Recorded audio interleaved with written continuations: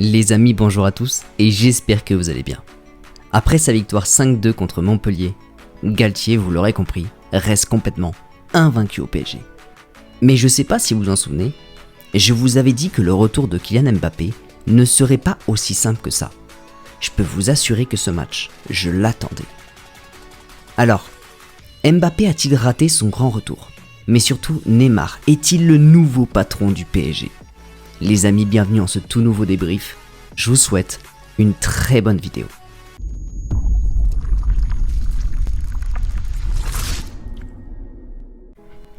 Donc vous l'aurez compris, avant de parler du retour de Kylian Mbappé, commençons simplement par faire un point sur le match qui vient de se dérouler, le premier match du PSG à domicile contre Montpellier. Déjà forcément, nous sommes tous heureux. Paris prend 3 points contre Montpellier, Paris reste complètement invaincu depuis les débuts de Galtier. Malheureusement, il y a encore beaucoup de choses à voir en défense, car les 2 buts, on peut dire qu'ils sont évitables. Mais ce match montre 2 sublimes choses. Déjà la première, c'est la montée en puissance de Neymar. Son premier triplé de la saison, toujours aussi impliqué et aussi déterminé. Neymar devient réellement incontournable. En voyant tout ça, croyez-vous réellement à un nouveau prime de Neymar au PSG? Rappelez-vous simplement d'une chose. La dernière fois que Neymar a montré ce genre de niveau, nous sommes allés en finale de la Ligue des Champions. Et bien sûr, la deuxième chose, c'est le premier but de Sanchez au PSG. C'est littéralement du one touch, one goal. Il marque sur son premier ballon touché au PSG. Et je suis sûr que beaucoup d'entre vous ont vu le sourire au coin de l'œil de Galtier. Les débuts de Sanchez au PSG sont complètement réussis. Donc dans l'ensemble, Paris continue complètement sur sa lancée, mais j'aimerais vraiment beaucoup plus vous parler de Mbappé, car le cas est très important. Et je pense que beaucoup se demandent pourquoi il a agi comme ça. Est-ce dangereux pour l'avenir de notre collectif, de notre attaque? Mais surtout, que va-t-il se passer durant les prochains matchs? Alors je vais essayer de vous répondre le mieux possible. Souvent quand on crée une team, une équipe, et justement un esprit collectif, on met en avant la cohésion et l'importance de jouer ensemble. Donc d'une certaine manière, de se battre pour les autres. Retenez bien cette phrase. Tout seul, on va vite. Mais ensemble, on va très loin. Alors encore une fois, ça reste des phrases pour mettre en avant certaines valeurs. Mais je trouve que dans ce cas-là, elles marchent plutôt bien. Et ça montre parfaitement la situation actuelle.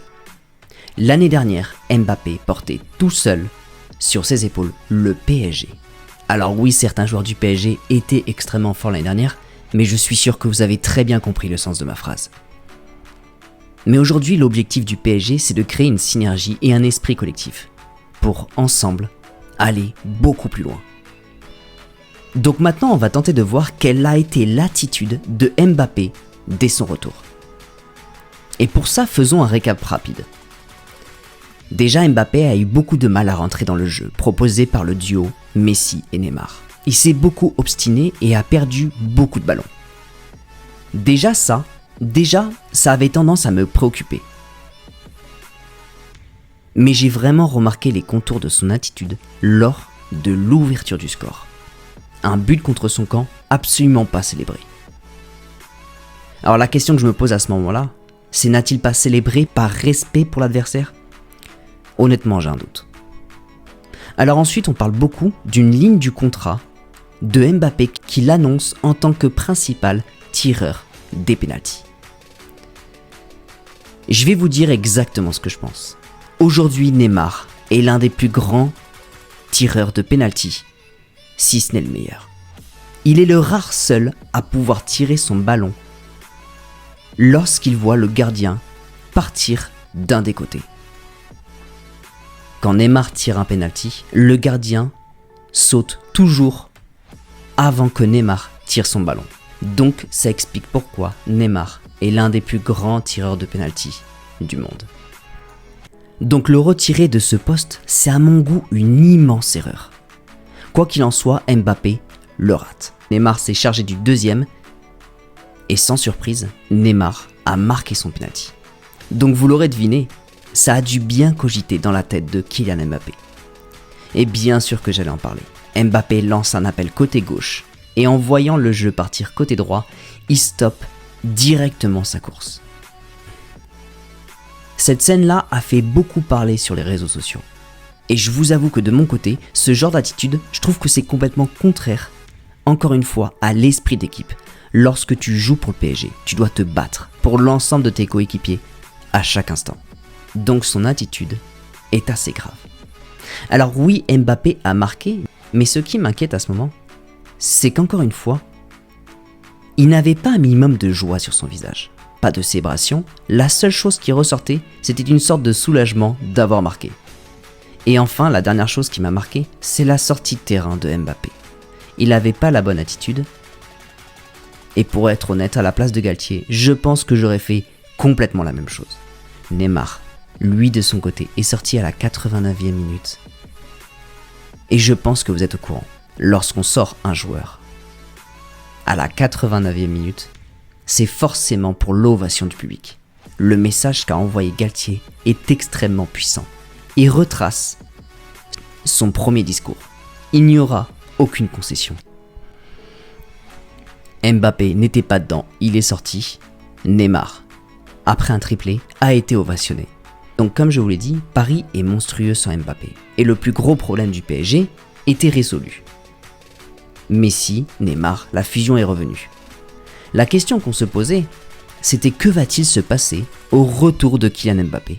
Soit on va littéralement tout détruire sur notre passage, c'est vrai, t'ajoutes l'un des meilleurs joueurs du monde, à un duo en complète ébullition, logiquement tu boostes encore plus ton attaque.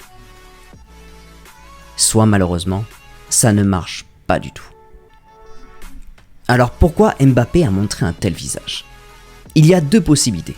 Soit il a pour le moment un problème personnel.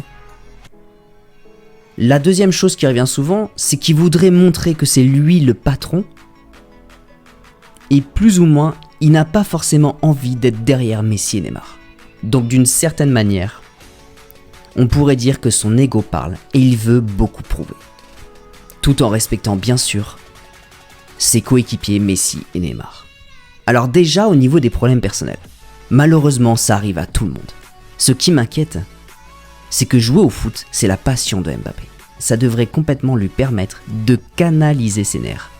Et malheureusement, c'est le devoir des plus grands joueurs de foot. Rester fidèles à leur niveau durant tous les matchs. Ils doivent laisser leurs problèmes personnels dans le vestiaire.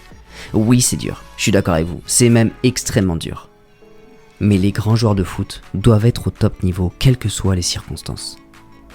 De plus, le PSG a besoin d'un Mbappé au meilleur de sa forme. La deuxième chose, c'est est-ce que Mbappé veut trop prouver ? Lorsqu'on est dans une équipe, il faut savoir être humble. Je sais pas si vous avez vu, mais Mbappé a donné son avis par rapport au futur classement du Ballon d'Or. Et pour le coup, ça manquait entièrement d'humilité. Et sur le terrain, il a montré exactement le même visage. Il voulait absolument prouver qu'il était là. Mais Neymar est là également. Messi aussi. Dans une équipe, le plus important n'est pas forcément le nombre de buts personnels. Regardez le cas Neymar. 3 passes dans un match, un triplé le week-end juste après. Aujourd'hui, le patron, à l'heure actuelle, c'est Neymar. Oui, je suis d'accord avec vous, j'aurais pu complètement dire Messi. Mais Neymar, de son côté, est encore plus impliqué dans les buts que Messi. Mais ne vous inquiétez pas, Messi reste ultra impliqué dans la plupart des buts du PSG. La détermination et l'implication de Neymar aujourd'hui prend complètement le dessus sur Kylian Mbappé. Mbappé, ce samedi, a joué sans humilité. Il jouait pour marquer. Ça se voit, je vous ai tout expliqué au début de la vidéo. Et ça lui a joué complètement défaut. Alors sans développer pendant des heures, que peut-il aujourd'hui se passer ? Déjà le coaching de Galtier, il était parfait. Il a sorti Mbappé au bon moment et le message envoyé en sortant Neymar à la 89e minute, honnêtement je pense que ça a assez tendu Mbappé. Mais d'un certain côté, c'est du réel management. Et ça rappelle beaucoup cette phrase qu'il avait sortie durant sa première conférence de presse. Il n'y aura aucune concession. C'est d'une certaine manière un moyen de faire un rappel à l'ordre à Mbappé. Je pense de mon côté que Galtier, il va aller parler avec Mbappé. Mais la question qu'on doit se poser, c'est est-ce inquiétant pour l'avenir de Mbappé? Je vais vous dire honnêtement, Mbappé est un grand joueur, l'un des meilleurs joueurs du monde. Le football aujourd'hui est très cruel. Et d'une certaine manière, on peut très vite te connaître, mais malheureusement, on peut très vite oublier. Dans le football, il faut être bon, tout le temps. Mais Mbappé, de son côté, est extrêmement mature, et il est très bien encadré. Il reste jeune, mais je pense que de son côté, il va très vite rebondir et se remettre au service du collectif assez rapidement. Au final, c'est bien qu'il agit comme ça. Il a appris une chose aujourd'hui. Le leadership, ça se gagne avec de l'humilité et de la crédibilité. Aujourd'hui, Neymar est au-dessus. Mais Neymar ne joue pas pour être le patron. Il joue car il aime le PSG. Il aime le foot. Il aime son équipe. Alors oui, c'est vrai, il y a également un côté de Neymar qui est remis en évidence en ce moment. C'est son envie de prouver. Mais justement, Neymar prouve en jouant pour les autres. Et c'est ce comportement-là que Mbappé doit avoir aujourd'hui. Malheureusement, Mbappé a tellement tenu le PSG pendant 1 an. Mais aujourd'hui, les choses ont changé et son comportement doit changer. Aujourd'hui, la mentalité du PSG, elle a changé. Mbappé ne tiendra plus le PSG à lui seul. Aujourd'hui, Mbappé doit jouer avec ses coéquipiers et rentrer le plus rapidement possible dans ce duo. Messi et Neymar.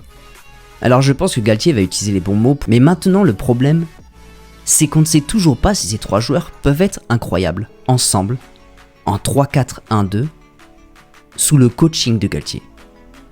Alors du coup, la question que je te pose aujourd'hui, c'est est-ce que Galtier peut arriver à fusionner la MNM au PSG? Les amis, la vidéo va bientôt toucher à sa fin. J'espère déjà qu'elle vous a plu, j'espère que vous avez passé un bon moment et j'espère surtout que j'ai pu répondre à certaines questions. Bien sûr, on souhaite tout le meilleur pour Mbappé, on espère qu'il va très vite re-rentrer dans ce collectif. Aujourd'hui, le PSG a réussi à fixer l'un des plus grands problèmes de l'année dernière, c'est-à-dire réussir à humilier ses adversaires sans Mbappé. Aujourd'hui, nous sommes sur une nouvelle ère, on a besoin de Kylian Mbappé, mais on a également besoin de Messi et Neymar. On a besoin de ce trio pour avancer. Les amis, j'espère vraiment que cette vidéo vous a plu. Je vous souhaite une excellente journée. N'oubliez pas de vous abonner si ce n'est pas le cas et bien sûr d'activer la petite cloche pour être au courant de toutes les vidéos qui vont sortir. Les amis, merci beaucoup de me suivre. On se retrouve très vite dans une toute nouvelle vidéo. N'oubliez pas, prenez soin de vous et surtout n'oubliez pas que ici c'est